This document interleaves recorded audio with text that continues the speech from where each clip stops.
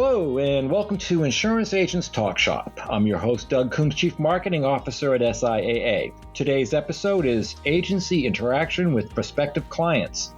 Our last couple of sessions, they've had a heavy focus on technology, so I thought today on this episode, we'd spend some time talking about how independent insurance agencies are doing when it comes to that interaction with prospective clients and that prospective client's experience. So my guest today, and I'd like to introduce her, is Kelly Donahue-Piro, President of Agency Performance Partners, who brings over 15 years of experience in the insurance industry and more than a decade of that as the founder and president of Agency Performance Partners, which is a consulting and training firm with a focus on running an independent insurance agency and all that entails. It's noteworthy that Kelly and her team can often be found at various insurance industry events, delivering as keynote and featured speakers. And in fact, I'll mention that Kelly and or members of her team will be speaking at the Lone Star Summit in San Antonio, Texas at the end of April, as well as a number of other SIAA spring meetings this year. Kelly, welcome, and thank you for joining today. Well, thank you so much for having me. It's an honor and a pleasure. I'm excited to engage in this conversation with you. I think it's a great topic, and that leads me right into the fact that you and your team conducted a secret shopper exercise in 2023, and the results are certainly discussion worthy. So I thought I'd reveal the top level results first. So there were 104, and you correct me anywhere on these numbers that you see fit, but from what I see, there were 104 shops conducted, and they were all completed via telephone. Correct. Yep, every single one of them. Okay, so the average score was 35%, and yes, that's out of a possible 100%, and the highest score was 85%. Now, can you tell us what those mean literally? Sure. So we actually have a whole program of doing secret shopper calls. We do them with our sales training program. We do them with some of our other programs. So we've done these for years now. So we actually have year-over-year statistics as well. So basically what that means is, if you think of it this way, if you got a 35 in math in high school, would you pass? Well, that's a definite no. Correct. So what we've concluded over the past few years is that agencies typically have a strong quoting process, but we miss the mark when it comes to a sales process. Yeah. Right? Yeah. So what do I mean by that? People call into an agency, they get a quote, but they don't necessarily get an experience that encourages them to move forward with that person. And I think we have to be very clear. It costs money to quote in policy. It burns time, energy. And so when we're practice quoting, we're not selling and we're clogging up the system. So we kind of went through and identified some key things that we found that if agents did a little better would increase their closing ratio without a ton of extra work. Got it. All right. So I get that. So what we're really saying is that the 35% score is, in fact, not good news, and that there are some things that can be focused on in order to get that score up, agency by agency, so to speak. So absolutely. So knowing that, let's dig a little deeper. I'm going to get into some of the specifics now. So 33.65% of the callers were sent to voicemail. Now, do you happen to know if that's an average percentage of calls going into voicemail these days? So, we don't have some of those statistics exactly, but what I was always trained is what we do is we sell insurance. So when someone calls in to get a quote, someone needs to start taking that information, because especially in today's world, people shop. People like immediate gratification. So if they can't connect, then they're not necessarily going to wait around. So what we like to say is that when somebody calls in, anybody should be able to start taking information and just get the party started. So the more we're talking, the less time that they're calling another agent. When they hang up that phone, if they're still looking for a quote, you're making your job harder because you've invited competition in the front door. Right. So, and I'm going to follow up on that a little bit, because I'm thinking about, caller ID. Mm-hmm. And I'm thinking about the fact that I guess I want the listeners to understand that there's a difference between that call that's coming into you personally, and there's that call that's coming into your agency, right? Yes. Yeah. So, I mean, I think it's fine to say that it's okay to ignore or let go into voicemail that call, that number you don't recognize or that doesn't have a caller ID when you're taking a personal call. But that's, I don't want to say the kiss of death, but it's certainly not a good thing to do as a business. Absolutely. And I think also, too, it takes a lot to generate an opportunity today, especially a high quality one. Yeah. Why would we ever want a good high quality business opportunity or personal opportunity getting a voicemail? And then what ends up happening is the person who got that voicemail has other things and they might not return that call for hours. So the mentality we encourage agents to have is a new lead is actually your highest priority. And I know that rubs people sometimes the wrong way. Well, I need to take care of my current customers. I didn't say not to take care of your current customers. I said statistically, that new lead, every moment it sits, gets less valuable. Your current customer is okay if you call them back at the end of the day. That new lead ages and it actually gets harder and harder and harder to close. Right. Okay. And that's logical. So digging a little deeper, did the shoppers, did they leave a message for a call back or did they just abandon the call once they reached voicemail? They leave a message and they're actually instructed many times if they didn't hear back to call a second time, which I think I could debate whether I love that or not. I don't think in the real world, but our job is to test the sales process. So if we never get someone on the phone and it's, all like we don't hear back for several days, the statistics fall flat. So we note that and it dings their score when they call back. If they call back quickly, that increases their score. If they call back a day or two later, it really tanks out the score at 35%. Right. And that falls on the previous logic to which you were talking. So that I get where you're going. So, all right. So, Kelly, the next couple of statistics, they deal with establishing value and understanding. More than 70% of the agents didn't build value in themselves and didn't explain what an independent agent is. Now, do you see that as, or what do you see as the implications to that? So I think that we have to get to the place where we realize people buy you before they buy the policy. So if I'm having a good experience, I'm more willing to think about an umbrella or my life insurance or moving other policies to you. When it's really no value, people buy you first. I have to feel comfortable with you that you're going to take excellent care for me. And some feedback we get from sales agents is, well, they don't want to be on the phone with me. I go, that's a you problem. If they don't want to be on the phone with you, you have to check your own process. Yeah. And I think when we talk about explaining what an independent agent was, it's 74.76% of our callers did not get educated on what an independent agent is. And, my office is on a busy street. I like to say, if I went outside and stopped 10 cars and said, what's an independent insurance agent? How many of them could answer it? Right. The answer is very low. So our benefit is that we shop the market. We have access to carriers they can't get. We work for you. And when we don't share that with somebody and they're getting a competitive quote with a big name brand spending over $1 billion in marketing, sometimes we lose because people feel more comfortable with a name they know. And they don't get to make the decision of how to place their insurance because they don't have access to that information. We didn't share it with the lead. So we take that off the table. And then inadvertently, we make it more about price than about the value we bring to the table. Yes. And it really is all about value. And you can't do that. To your point, you can't do that if they don't understand what or who you are. Absolutely. Yeah. Or the value, why I would consider an independent agent versus going to a captive or a direct writer. So, we have to understand part of our job is to educate and explain. And by the way, dirty little secret, the more time we spend on the phone with a qualified lead, the less time they have to shop us. Well put. I like that. So let me jump then to the next two statistics that really caught my eye, both as a marketer and a former trainer.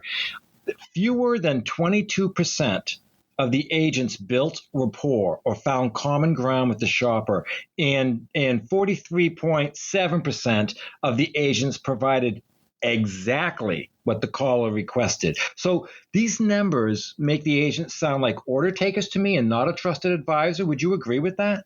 100%. A gift of the hard market is more carriers want bundled policies, making it hard to monoline. But I don't think the carrier should have to come down on us to do that. We put in a lot of agency standards after these of we always bundle. We have to at least quote 2 lines.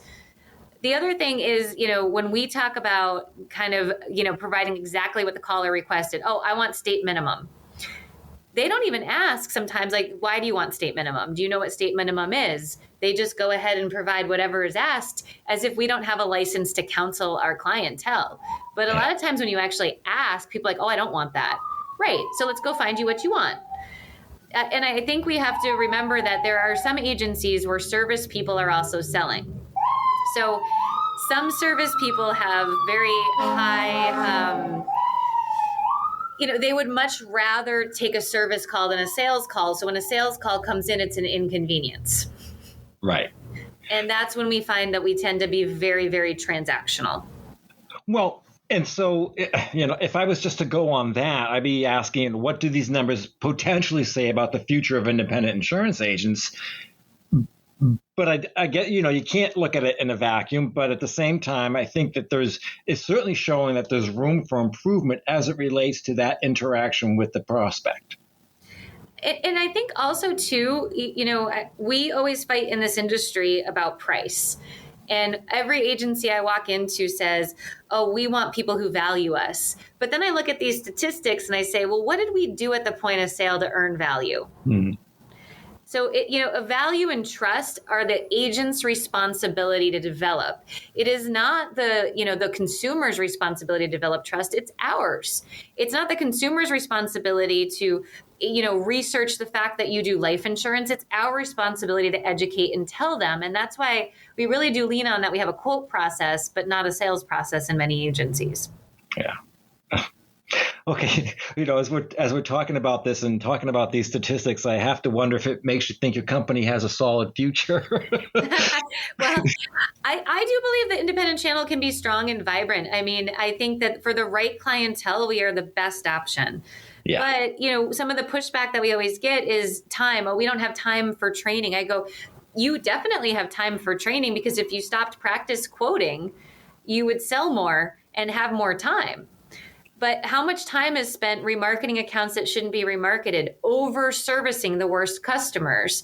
And then when you look at these secret shopper stats, which I think you're going to be putting a link to these in the show notes, or if they want to, they can reach out to us. Yeah. Like, how much time does a quote take today? In a hard market, a quote takes a whole lot longer than it did a couple years ago. So if I'm going to quote it, I want to stack the deck in my favor. Again, for the right leads, not all the leads walking into the door, but sometimes people like the monoline, not great driver, because we're going to go to one company and quote it quick. And I always say, well, like, these other ones are hard. So I'll just tell you quickly, I have 23 insurance policies. And so in an independent agency, my account is intimidating to most people. Right. The owner's thinking, gold mine, VIP, we love them. They pay in full. They don't have claims. The service team is like, oh my gosh, I have to quote 23 policies. Perspective. Right. And so there's this rub of, where do we want to spend? But somebody calls in saying, I need insurance. And, I've got a 20-year-old Honda, and that's all I have. And they're like, score, I'll do that all day long, because it's easy and brainless, right? Yeah. And you're really making me think about the fact that I do believe, and tell me if you agree, that sometimes you have these conversations to make the decision that you don't want them as a customer. Correct. Yeah. I mean, to your point, if it's one account and it's going to take up X% of my time versus 23 accounts that are going to take up X% of my time, guess which one I'm leaning towards? Yep. Yeah. I think people have to understand that sometimes it is okay to say no for the health of your business. Well, we're not everybody's cup of tea. And I say to agents all the time, there are some carriers, direct writers out there that do a better job at that clientele than we do. Yeah. They're automated. They have late payment reminders. They can, automate claims. There's not enough meat on the bone necessarily to have an independent agent involved. And right. I'm talking very much about like a monoline auto, even a small BOP, unless you can get the other lines. So I think when you realize where your resources are going, you're going to be running through peanut butter pretty quick if that's the kind of clientele that you're focused on. Yeah. All valid. Mm-hmm. So there was another, when I'm moving on to the next stat in the results here, there was a statistic that just over 31% of the agents asked the caller all the questions. And I'm not sure I'm following exactly what that meant. Can you expand on it? Sure. So there's this philosophy of the quote sheet in insurance, right? Yeah. I call it the ye old quote sheet. Yes. And this is where the sales process turns into the interrogation. So in personal lines, it's like year, make, model of your car, swimming pool, trampoline, and you're just like interrogating the person. In commercial lines, it's like revenue, employees, and all these other questions. And I'm like, oh my goodness. So we lean more heavily on going ahead and saying, hey, pulling up the client's website if it's commercial, pulling up Zillow, seeing what information you can pull in so you can confirm information versus ask. Because when you ask, a big pushback that agents have is, well, they don't have all the information. I can't quote. And I say, well, how did we ask the question? I don't know the year of my roof, but I can tell you it's under 10 years. Right. And if that's important to carrier you select, you leave a note and say, hey, we're going to have to finalize a few underwriting. I will need, if this quote looks good, we will need the actual year of your roof. Okay, great. But we have to be selling first and underwriting second. And again, that makes some people a little uncomfortable. Again, I did not say, so that we're all ready, I did not say not to underwrite. I said you need to sell first and maybe make some assumptions along the way and say, pending these things being on track, this is your quote. But I have definitely seen people say that they won't quote it until they have all the information. And I really struggle with that. I get that. I understand exactly what you're saying. Can we talk a little bit there too? Just one other item. We still walk into a fair amount of agencies that say they need the deck page to quote. And I think two things on this. Well, I think three things. One, if I know they have it, absolutely. If they can get it to me quickly, take a picture of it, send it in, great. If they have to call the other agent, do not require a deck page. Because hopefully if somebody calls in looking for a deck page at your agency, someone like they're sounding the alarm, somebody is shopping. Yep. You're right. And the other half of a big part of what we do is renewal and retention and renewal review calls. And what we find is most of those deck pages have inaccuracies on them based on today what the client has. So I always say, if I'm going to be on the hook for this, I want to ask the client the questions. If they have it, great. But I'm still asking those questions because I'm not going to assume that deck page is accurate. And that sounds like a smart move. Well, I think people want to say they don't know their coverages. Okay, but here's the thing. What if they have 50, 100 and our agency standards 100, 300? It doesn't matter. Right. Quote what you believe they need. Yeah. Yeah. And that's really what an independent insurance agent should be delivering. Delivering on what they need. Correct. Yeah.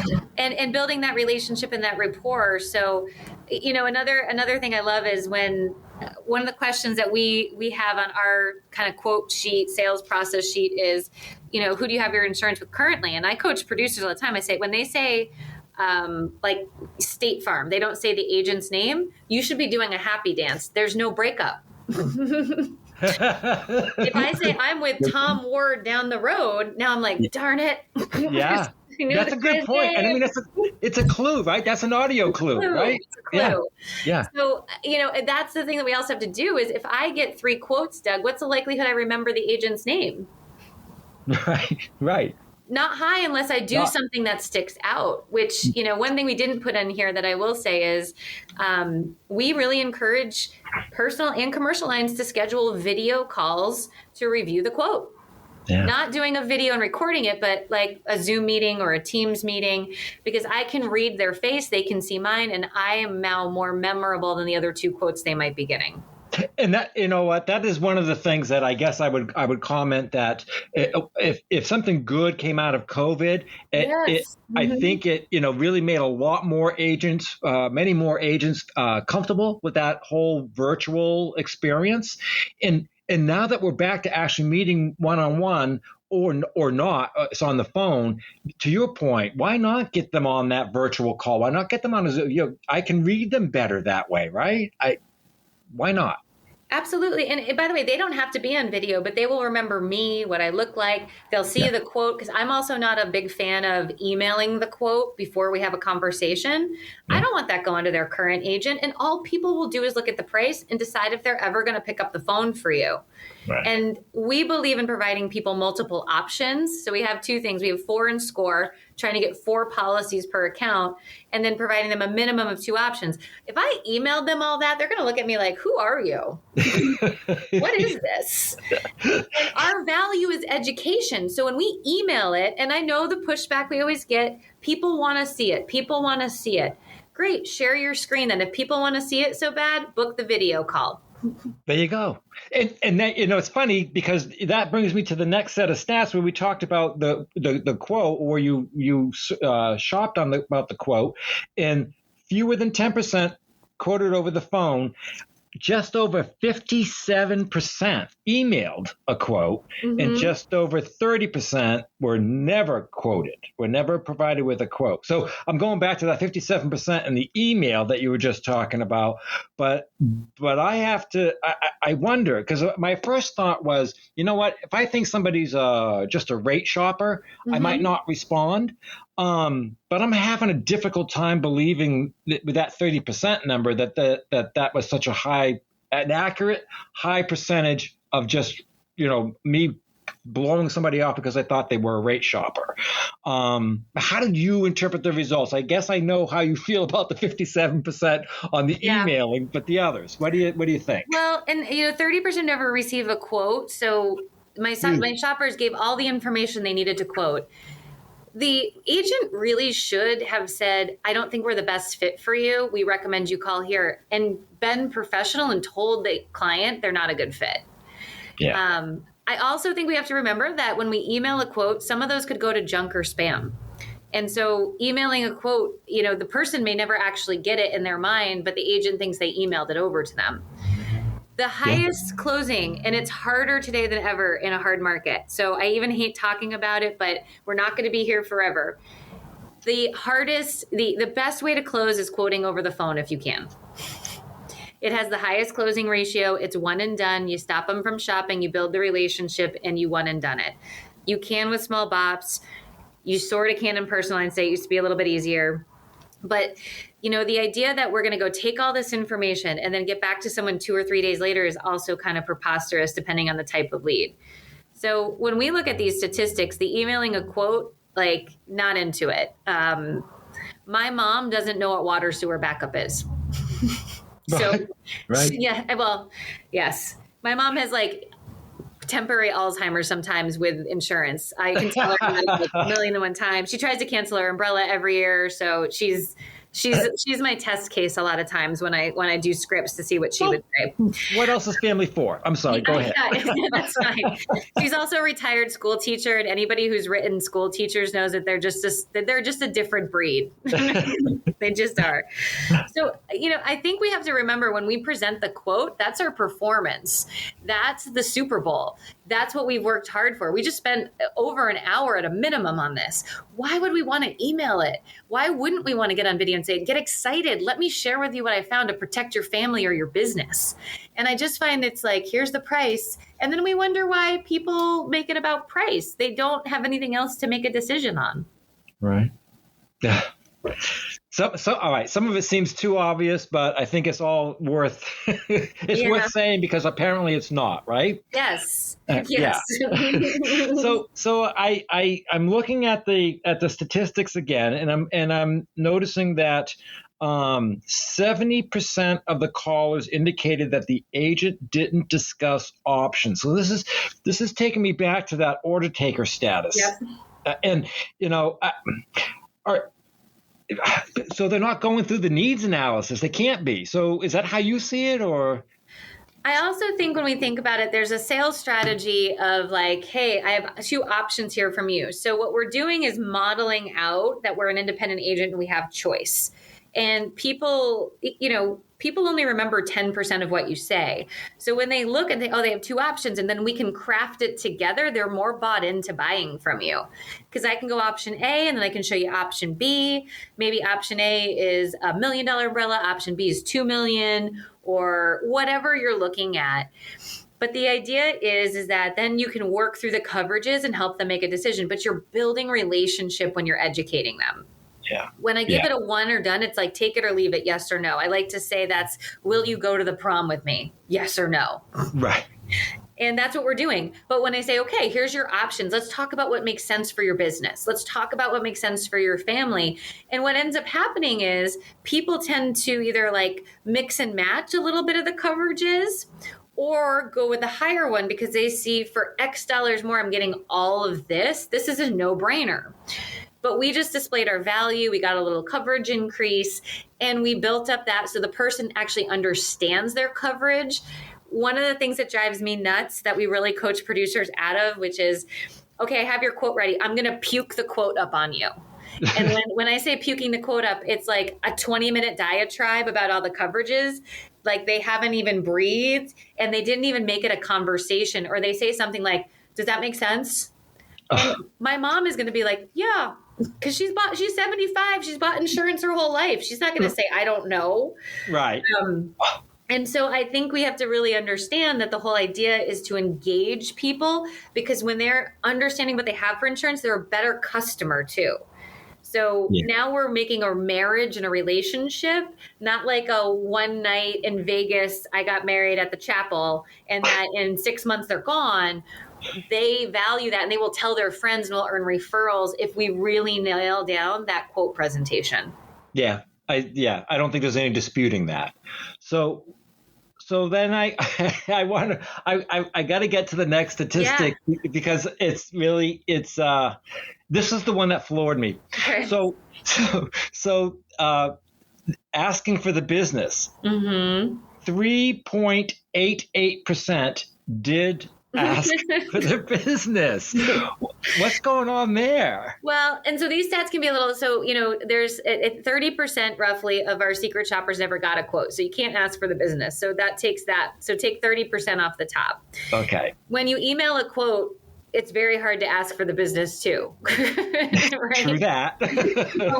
So some of these stats are when you add the other stats together, you're like, oh, okay, well, we were dealing with a small subset of even people who could ask, right? Yeah. But, the biggest line, if you look at the line above that, just under 30% said, why don't you think about this and you let me know? I can imagine. The one below gets you, the one above gets me. The think about it, let me know. I'm like, what should there be to think about if I did a great job presenting the quote? There should be nothing to think about. Yeah. And I think it's that we don't want to be pushy. The P word comes out a lot when we talk about sales. I don't want to be pushy. And I said, well, what is pushy about saying which option would you like to go with? Yeah, or even that here, I have a solution for your need, for what's going on. Let me resolve this for you, right?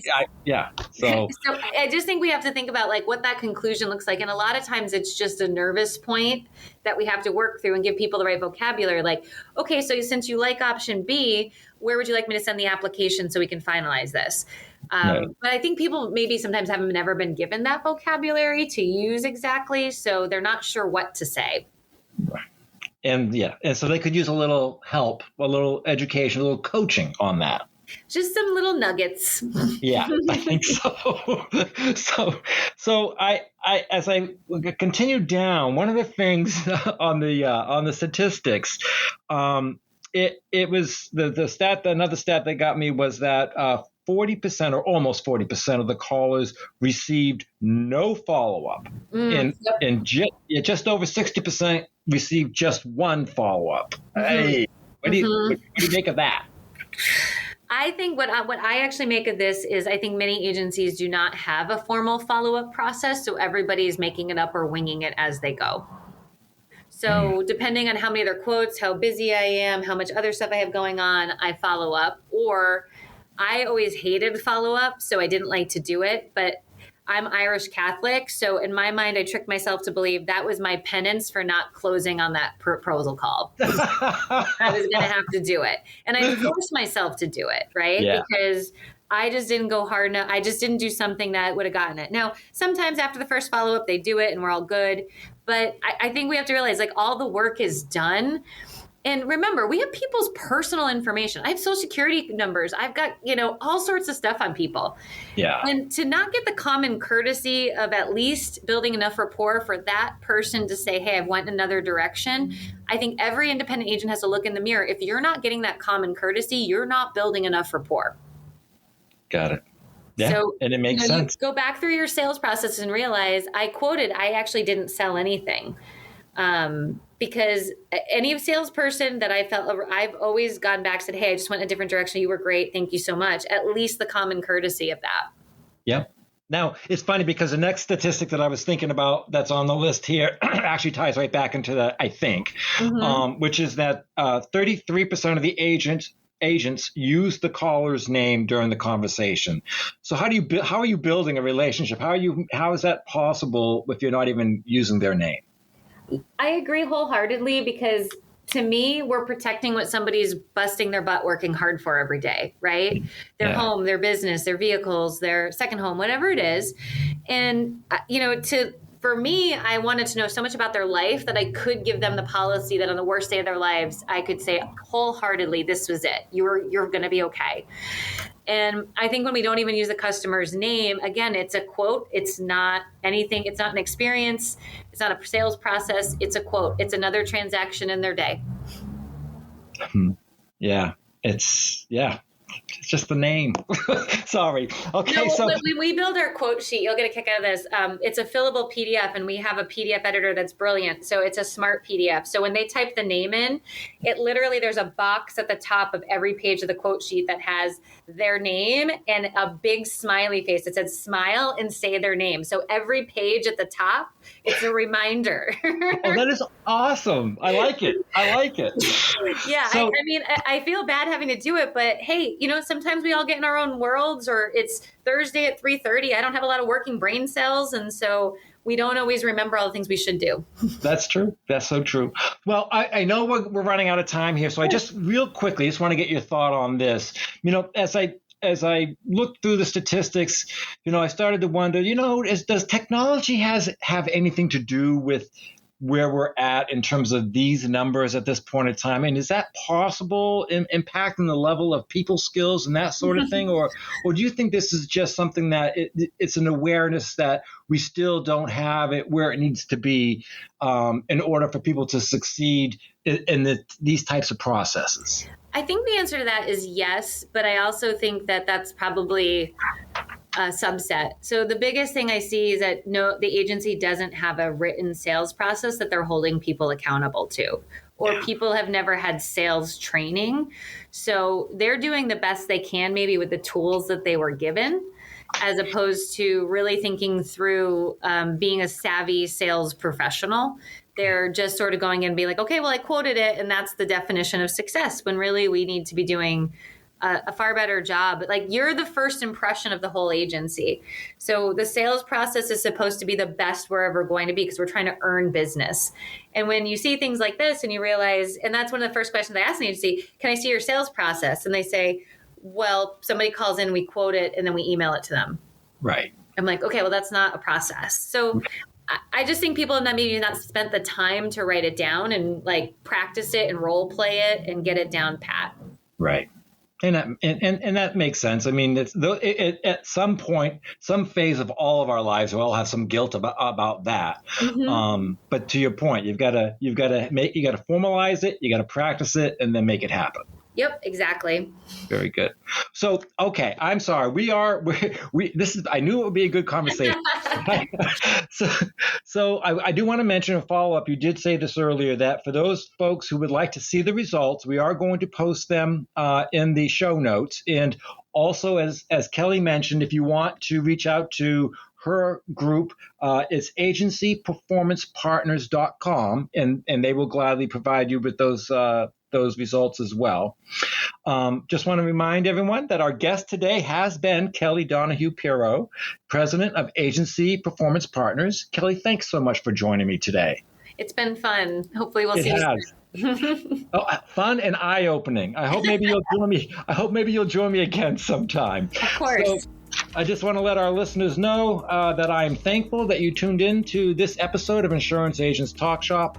I'm Doug Coombs, Chief Marketing Officer at SIAA. To learn more about the Agent Alliance, please visit SIAA.com. If you enjoyed today's episode, please subscribe. Be well, everyone, and thank you again, Kelly. Thank you.